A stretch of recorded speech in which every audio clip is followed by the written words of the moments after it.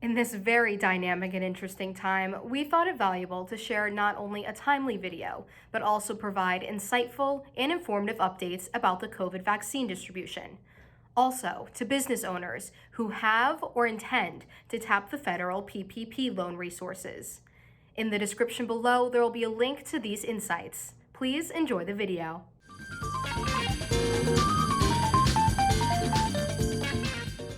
Hello, I'm Danielle Kosick, and welcome to 2021. Here's to hoping it is a year of health, stability, and even hopefully some well-deserved travel. I'm here today with the president of DLAC Wealth Advisors, Rob Kosick, here to talk about the 2020 Markets Review and 2021 Preview. So what are some thoughts that you have about the new year as it kicks off? Well, first, always with these communications, I want to make sure that I'm respecting how valuable your time is. So I want to jump right into it. There are three components that I want to speak to today. And first is what were some of the opportunities as I saw them in 2020, how we took advantage of them, and what were maybe some of the more difficult challenges within the year, which we all experienced in one way or another. Secondly, based upon where we are today, as I look at 2021, where are there opportunities and where do maybe risks outweigh the opportunities? And the third is those two then lead to security selection. And what is it that I use to make decisions as such? And that's going to always be valuations, economic conditions, and momentum. Absolutely. So let's start with the once in a century 2020. This past year, we obviously saw extended lockdowns, near elimination of travel, and a radical transformation of how the population consumed and spent their free time. So what were some of the headwinds that DLAC experienced this past year? Good question. Coming into 2020, which now we look back and say, unfortunately, and that would be one of the significant overweight that we had at the beginning of the year was airlines. This is a sector that had spent for decades as much time in bankruptcy court as they had spent in profitability. But for as long as a decade coming into 2020, this sector had worked very well. And coming into 2020, it still was probably the most inexpensive sector that I focused attention to.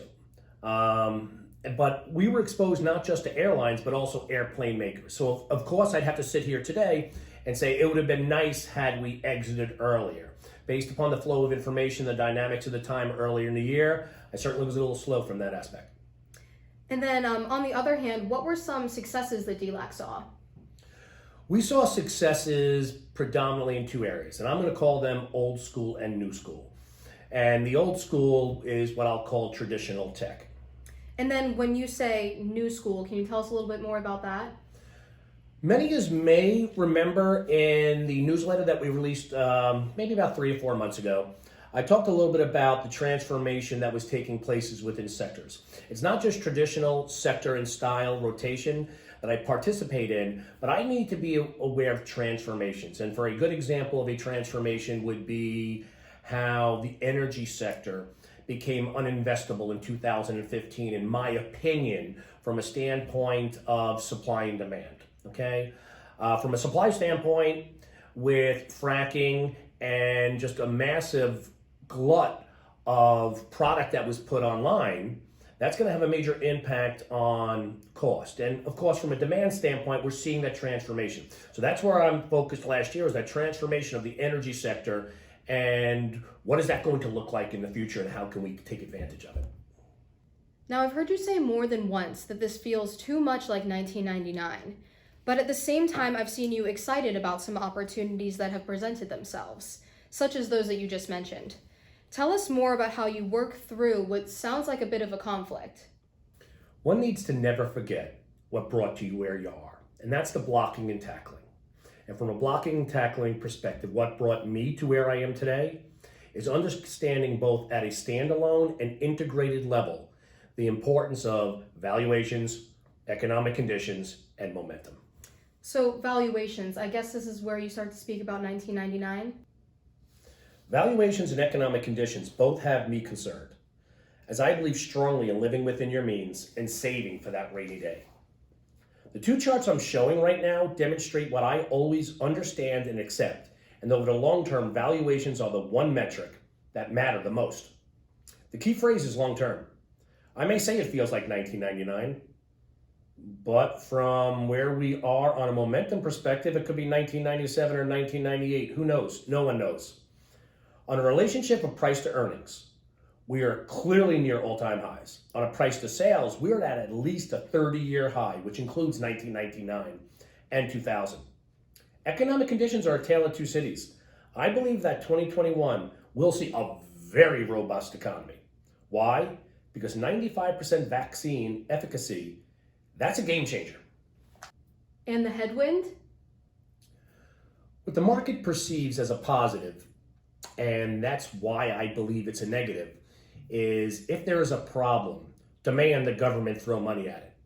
When we're at 6% unemployment, and there's a argument from both sides of the aisle that $600 is not enough, we need to send $2,000 to almost the majority of the population. Regardless of how you feel about that one isolated example, the stock market has placed too much reliance on stimulus. And eventually these policies have to be reversed. I mean, they were never intended or capable of being permanent. So, based on the first two metrics, it doesn't sound too bullish. But momentum has clearly been positive. How does this feed into your investment strategies for 2021? Great question. In 2021, I'll be adhering to what I call a barbell strategy. And barbell strategy sort of means you almost take the far ends of both spectrums and you stay focused on them. And from a conservative standpoint, I will more than likely be holding a little bit less stock exposure than I normally would in more normal valuations. And as an individual investor, if you've not lowered your stock exposure or equity exposure in the past 5 years, as you're probably 5 years closer to retirement or needing more access to the money, now's about as good a time as any to do such. You know, from a positive end of the barbell, it's going to be more of those momentum areas that have been transformational, within the economy, and continuing to ride those as long as they're continuing to work and being aware of when they have stopped working. So then will you be buying defensive stocks with your stock exposure? In 2020, I rightfully so significantly limited my exposure to defensive areas. And those dominant defensive areas are normally like consumer staples, companies that you buy their products regardless of how the economy is. In this part of the country, P&G is probably maybe the best example of a staple stock, or utilities. These areas were really overvalued. And so in the last 6 months, they very little, if at all, have participated in the gains at all. So this would be something that then has me pay more attention. So we'll see on that question. Thank you for your insights today. And an even bigger thank you to you, the client, who would make all our time and efforts worth it. We look forward to working closely with you on all matters financial in 2021. And if you have any questions on today's discussion, we are always here to answer them.